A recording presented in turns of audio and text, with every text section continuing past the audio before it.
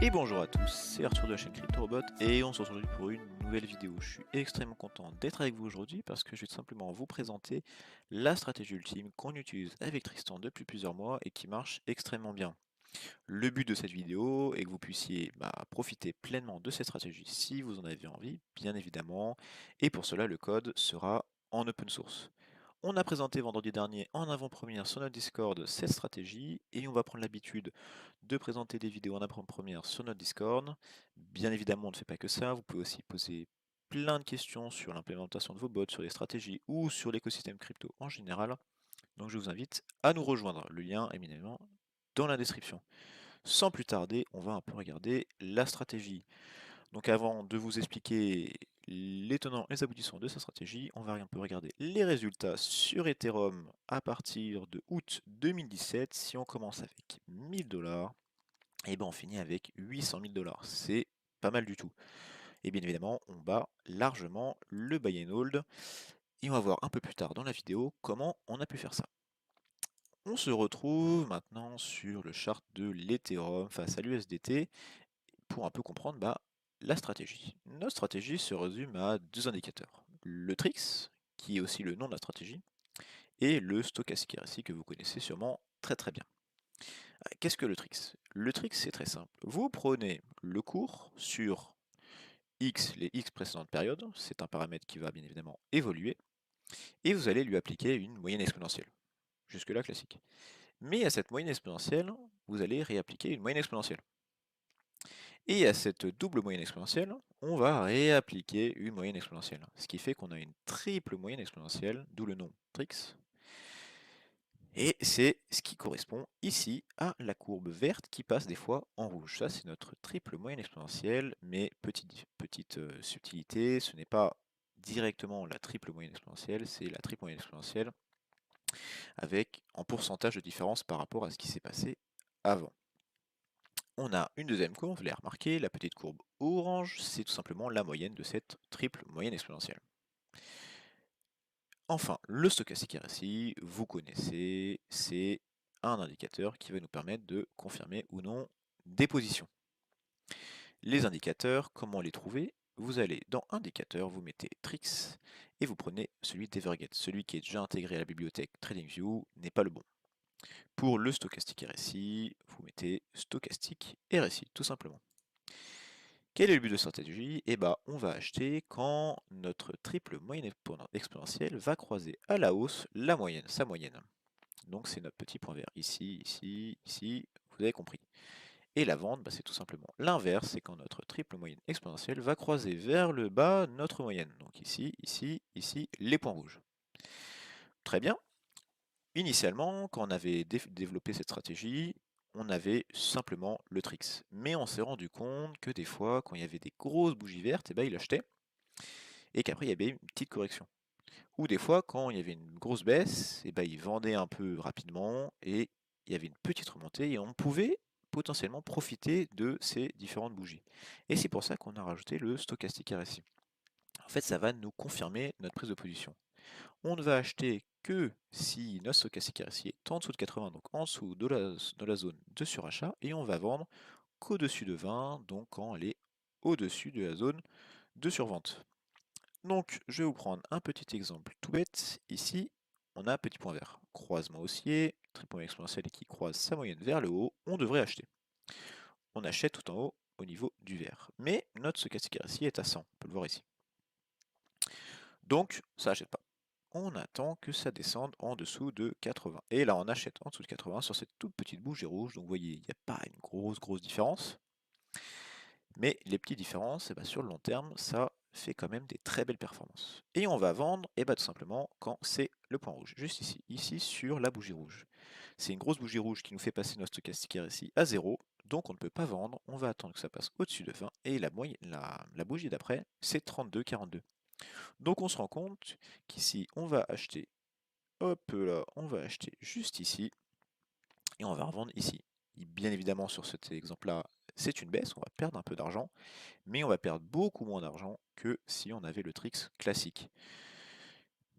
Donc voilà, ça c'est un tout petit exemple. Si on reprend un autre exemple, ici, on devrait acheter juste ici, mais on ne peut pas parce qu'on est au-dessus, on est un RSI 100, on attend que ça descende au-dessous de 80, juste ici, on va acheter ici, on a fait une petite différence, c'est un peu mieux, et on va vendre tout simplement quand on est au-dessus de 20. Donc on va vendre ici, et ainsi de suite.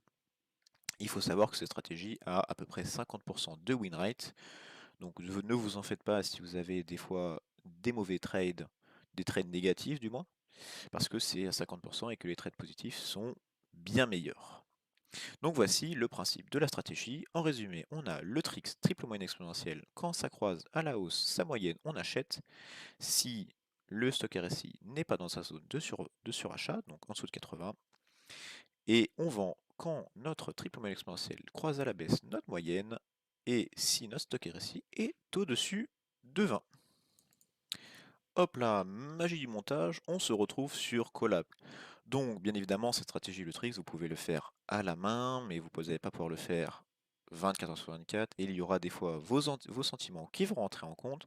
Donc c'est pour ça que sur la chaîne de CryptoRobot, on vous aide à développer vos bots de trading qui vont trader 7 jours sur 7, 24 heures sur 24, sans sentiment. Et bien évidemment, pour ça, il faut du code. Et c'est pour ça qu'on vous le donne en open source, et on se retrouve ici sur notre collab pour le backtest. Quand on remonte un petit peu, notre collab est bien évidemment construit comme les précédents collabs sur nos précédentes stratégies ou sur la vidéo où on vous aide à développer vos bots de trading, c'est la même chose. Ici, on va tester l'Ethereum USDT à partir du 1er janvier 2017. Donc en fait, on ratisse large pour avoir le plus d'historique possible. On récupère les données via Binance en time frame 1 heure. Ici, rien de très compliqué, mais je vous explique un peu. Ici, on va load nos data. Donc on va récupérer toutes les datas sur intervalle d'une heure depuis le 1er janvier 2017. Donc ça, c'est cette partie-là. Si vous les run, vous runnez ici. Ici, on va définir nos indicateurs et ça nous intéresse. Qu'est-ce qui nous intéresse? C'est le tricks et notre stock RSI. Ça, c'est les 4 lignes pour définir. 4 lignes, même il y en a un peu plus parce que ici, c'est nos paramètres pour définir le tricks. Petite indication, en paramètres ici, on a utilisé 9.21. Pourquoi 9.21? 9.21, c'est tout simplement les paramètres qu'on a trouvés, les paramètres qui sont les meilleurs pour l'Ethereum. Ce ne sera pas forcément les meilleurs paramètres pour les coins qu'on va voir juste après, donc le BTC, le Link et ADA, mais ils marchent quand même très très bien. Vous pouvez chez vous, vous amuser à tester pour le BTC, Link, ADA ou pour toutes les autres monnaies, les paramètres optimaux pour ces monnaies pour avoir tout simplement les meilleures performances.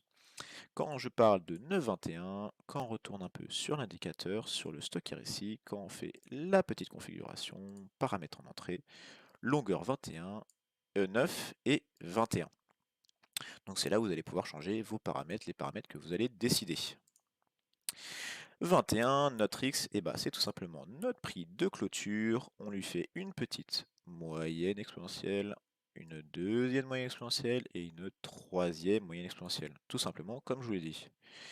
Ça, c'est le tricks. Après, il y a le tricks PCT, c'est notre pourcentage par rapport à ce qui s'est passé avant. Donc, je vous en ai dit. Hop là. Et après, le signal avec la moyenne de notre tricks PCT. Et quand on fait le tricks histo, en fait c'est pour tout simplement pour savoir lequel se situe au-dessus ou en dessous de l'autre. On a nos stocks RSI, calculés avec la bibliothèque TA, Momento Stock RSI, classique. Ici, vous cliquez ici, ça vous define vos indicateurs. Et là, on va run le spot backtest. Donc c'est tout simplement notre backtest pour avoir les performances. Si vous voulez définir un peu la période sur laquelle vous allez tester votre stratégie, vous pouvez enlever le hashtag et rajouter tout simplement la période qui vous intéresse. On va aller très très vite, c'est du classique. Ce que je voulais juste vous montrer, c'est que ici 0,8 et 0,2, c'est nos bornes de notre stock RSI. Donc ça définit en fait nos zones de surachat et nos zones de survente. Notre zone de surachat se situe ici, dans ce cas-là, à plus de 0,8. Et ici, notre zone de survente se situe en dessous de 0,2. Donc de 20% et 80%. Vous pouvez très très bien changer ces paramètres. Totalement possible. Nous, quand on utilisait la stratégie, on avait un tout petit peu modifié ces paramètres-là, et je vais vous montrer juste après la différence de performance qu'on peut avoir si on les modifie. Mais là, je vais vous montrer sur les paramètres classiques qui marchent quand même extrêmement bien. Donc on achète par exemple la buy condition, on va acheter si notre trix xto, donc la différence de la triple moyenne exponentielle par rapport à sa moyenne est supérieure à 0, donc si notre triple moyenne exponentielle est au-dessus de sa moyenne, et avec en dessous de la zone de surachat. Pour la sell condition, et c'est tout simplement l'inverse. Hop là, on descend et on va aller regarder les résultats et les étudier. Donc ici, il y a les résultats et les plots. Quand on regarde, donc on passe de 1000 et on finit à 800 000 $. Vous l'avez vu, ça nous fait une performance de 80 000%, alors que le marché n'a fait que 1000%. C'est déjà très bien, mais on se rend compte qu'on fait quand même une performance, une différence de performance de presque 8000% par rapport au buy and hold. C'est énorme. On a un best rate de 40%, pas mal. Worst rate de 17,52 avec un drawback de 32. Le drawback à 32%, c'est pas trop mal quand on se rend compte que l'Ethereum a perdu presque 60% sur la baisse qu'on a connue les derniers mois. Et le Trix a réussi à absorber presque la moitié de cette baisse, ce qui est quand même pas mal. En filles, on a quand même 92 000 de filles. C'est énorme. Donc c'est pour ça qu'on sur la chaîne CryptoRobot, on vous incite à acheter, si vous êtes sur FTX, à acheter du FTT, si vous êtes sur Binance, à acheter du BNB pour essayer de réduire vos frais. Nous, on utilise énormément FTX sur la chaîne CryptoRobot, tout simplement parce que vous allez pouvoir créer des sous-comptes, donc pouvoir lancer pas mal de bots de trading en même temps. C'est aussi une plateforme américaine qui se développe extrêmement bien et qui est plutôt aimée des régulateurs. Donc si vous voulez un peu réduire vos frais sur FTX, je vous invite à prendre notre lien d'affiliation qui est dans les commentaires, le lien d'affiliation FTX, ça vous réduira vos frais de 5%, c'est pas négligeable quand vous avez 92 000 de frais. On a fait 910 trades sur cette période-là, et avec le ratio de 50% dont je vous ai parlé. Mais comment on fait pour gagner de l'argent quand on a 50% du win rate? Et tout simplement parce que notre positive trade average est à peu près presque à 4, quand notre négative est à -2. Donc dès qu'on fait un trade positif, on gagne beaucoup plus d'argent que quand on fait un trade négatif. On upload un peu les résultats. Donc ici, on a, hop là, parfait. Ici, on a l'Ethereum. On voit un peu la tête de l'Ethereum et ici la tête de notre wallet. On voit bien que sur la grosse baisse ici, on a eu ce drawback de 32% dont je vous ai parlé. Mais on a réussi, et c'est ça la force d'une stratégie avec un bot de trading, c'est qu'on a réussi à recapitaliser sur cette baisse et à bien remonter, et tout simplement dépasser notre ATH, alors qu'au même moment, l'Ethereum ne l'a toujours pas dépassé. Donc c'est là où un bot de trading est super efficace. Ça vous permet de réduire votre drawback sur une grosse baisse, de capitaliser sur la montée, de des fois acheter au minimum, au bottom, ce qui est quand même vachement agréable. Je ne sais pas si vous entendez, il y a du bruit dehors, je m'en excuse. Je vous avais parlé qu'on pouvait un peu modifier les paramètres du stocker ici. C'est tout à fait possible, vous pouvez le faire et vous pouvez même faire un backtest pour tester les meilleures valeurs pour vos stockers ici. Ici, je vous mets les valeurs qu'on avait trouvées avec Tristan qui maximisent le plus les performances pour l'Ethereum.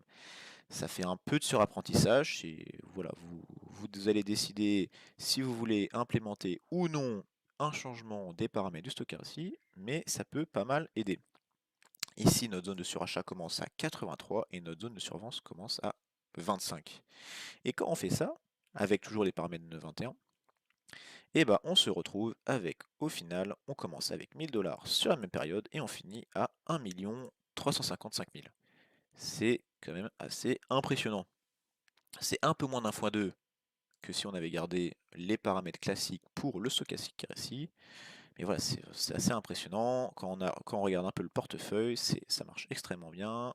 Avec un drawback qui est pas si énorme que ça. Ça a un petit peu augmenté. Parce que c'est normal, hein, la zone de survente, vous la passez de 20 à 25. Donc pour vendre, il faut vraiment qu'il y ait une grosse bougie pour repasser au-dessus de 25. Mais un drawback que de 38%, c'est quand même pas négligeable sur un marché qui a quand même pris assez cher il y a pas mal de temps. Donc voici un exemple, vous allez pouvoir changer le stochastique RSI. On va passer rapidement sur les autres monnaies, donc ici du BTC, pareil intervalle du 1er janvier 2017. On descend, même classique, là j'ai remis 0,8 et 0,2 pour donc les paramètres classiques du Stochastic RSI. Et là, on a les paramètres 9.21 pour notre Trix. 9.21, c'est pas forcément les paramètres optimaux pour le BTC. Ça sera pas très très loin, bien évidemment, mais c'est pas forcément les paramètres optimaux. Et vous allez voir, ça marche quand même extrêmement bien. On descend. Pareil, de 2017, août, on passe de 1000 $ à 82 000 $. Donc ça fait quand même une performance par rapport au buy and hold de 715%. C'est vraiment énorme. Le BTC qui a bien évidemment moins bien performé que l'Ethereum, il n'a pas forcément moins bien performé, mais il a moins pris en pourcentage sur une période. Donc c'est pour ça qu'on ne finit qu'à 80 000 $. Toujours pareil, des best trades, les most trades, le drawback de 35%, donc on est à peu près dans les mêmes eaux, avec des fees de 17 000, c'est quand même énorme. Ici, à peu près le même nombre de trades, un ratio autour de 50, toujours pareil, mais bien évidemment, toujours la même chose, et ben, quand vous avez des positive trades, ils sont aux alentours de 3%, et quand c'est négatif, autour de 1,8490. Je voulais juste vous montrer, j'ai totalement oublié de vous montrer un peu les frais quand vous avez changé tout simplement les paramètres du Stochastic RSI en 0,83, 0,25 sur Ethereum. Bien évidemment, vous allez jouer à des moments avec plus d'1 million. Et quand vous jouez avec des sommes comme ça, et ben vous avez des frais. Ici, on a 142 000 € de frais. C'est énorme, donc c'est pour ça qu'il faut réduire vos frais en achetant du FTT et si possible en ayant des liens d'affiliation. Donc là, je vous ai présenté les deux principales monnaies. Là, je vais vous présenter un peu le Link. 1er janvier 2007. Le Link a un peu moins d'historique sur Binance, si je dis pas de bêtises, mais c'est pas très très grave. Donc ici, on va commencer du 1er de janvier, 16 janvier 2019. On commence avec 1000, on finit avec à peu près 250 000 $. On fait une performance par rapport au buy and hold de 360% en plus. Mais on a un drawback, et c'est là où il faut regarder, on a un drawback un peu plus conséquent de 62%. Donc je vous invite, le code est en open source, donc je vous invite à tester la stratégie sur les différents coins. Des coins qui ont quand même assez d'historique sur Binance, faites attention. Il faut savoir au moment où ils ont été listés sur Binance.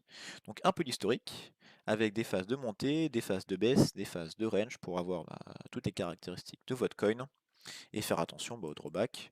Là sur le Link, qui a quand même bien chuté, qui a bien pris, et là le bot a pris quand même de drawback 62%. On a des fees 55 000, c'est vraiment énorme, mais toujours la même chose.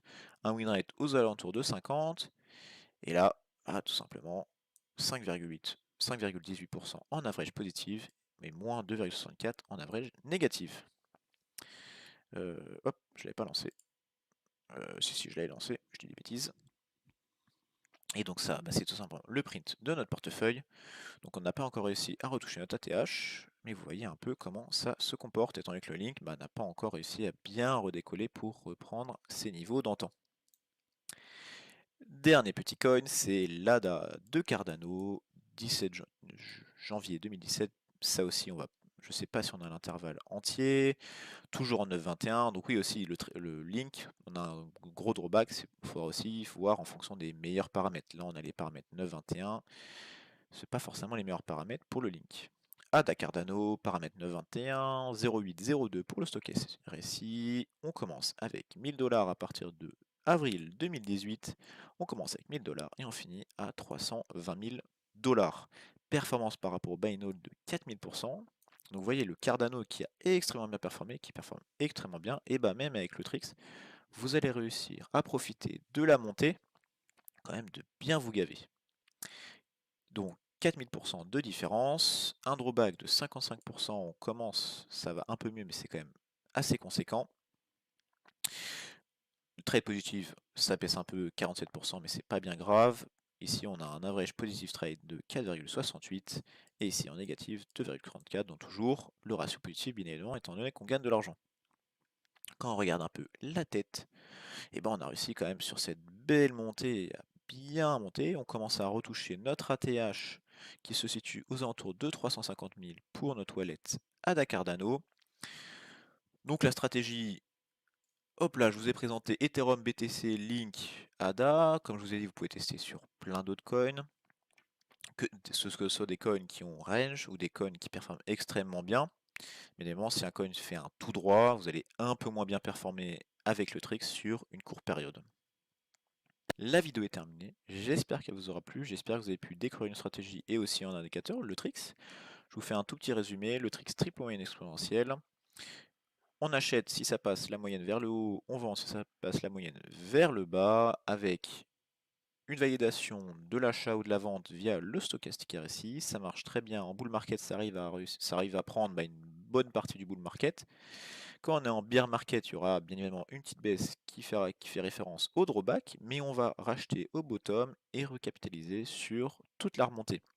En période de range, on va réussir à prendre des belles performances en fonction de comment se comporte le coin. Ça marche extrêmement bien sur l'Ethereum BTC et sur plein d'autres monnaies. Je vous invite à les tester. Le code est en open source. Vous avez juste à changer, et tout simplement, si vous voulez changer le coin, c'est rien de plus simple. Vous allez ici, vous mettez votre coin par rapport à l'USDT ou à nos stablecoins. Il faut faire attention à l'historique, la date time, et après vous renez le code et ça marche extrêmement bien. On se rend compte quand même qu'on finit avec 1100 000 dollars avec pas énormément d'investis. C'est aussi pour ça que les bots de trading sont super bien. Vous n'avez pas forcément besoin de mettre des 100 et des 1000, des sommes mirobolantes. Vous avez juste besoin de mettre un petit peu d'argent et sur le long terme, ça marche plutôt bien. C'est pas un conseil d'investissement. Sur la chaîne CryptoRobot, on vous propose plein de stratégies différentes et vous choisissez celle qui vous convient le mieux, celle que vous avez backtestée, potentiellement modifiée, qui correspond le plus à votre style d'investissement, à votre appétence du risque ou à plein d'autres choses. On vous invite bien évidemment à faire vos propres recherches. Je me répète un petit peu, mais étant donné que le code est en open source, vous pouvez vraiment tout faire avec. Sur le GitHub, il y aura le lien du collab, mais il y a aussi le lien pour l'implémenter directement dans vos bots de trading pour FTX. Pour FTX, si vous n'avez pas encore FTX, le lien d'affiliation est dans les commentaires. Je vous invite, si vous avez une question, à la poser dans les commentaires ou à la poser sur notre Discord, donc à nous rejoindre sur Discord si vous ne l'avez pas fait, à liker la vidéo si elle vous a plu. Pour ma part, je vous souhaite une très bonne journée et on se retrouve très bientôt pour une prochaine vidéo. À toutes.